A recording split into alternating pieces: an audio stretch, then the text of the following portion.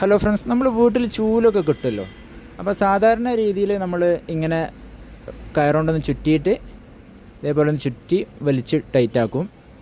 എന്നിട്ട് ഇതേപോലെ തന്നെ ഒരു കെട്ടും കൂടി കെട്ടി ടൈറ്റാക്കി വെക്കും.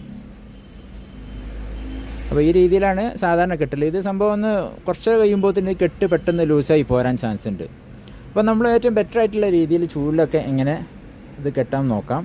ഇതേപോലെ നമ്മൾ റോപ്പ് എടുത്തിട്ട് ഇതേപോലെ ഒന്ന് ട്വിസ്റ്റ് ചെയ്ത് വെക്കുക.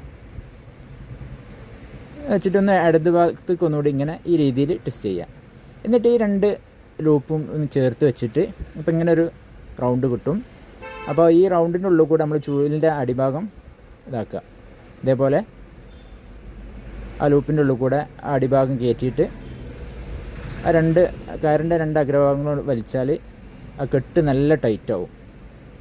ഈ കെട്ടിൻ്റെ പ്രത്യേകത വെച്ചാൽ അത് ആ കെട്ട് നമ്മൾ വലിച്ച് ടൈറ്റാക്കിയാൽ എങ്ങനെ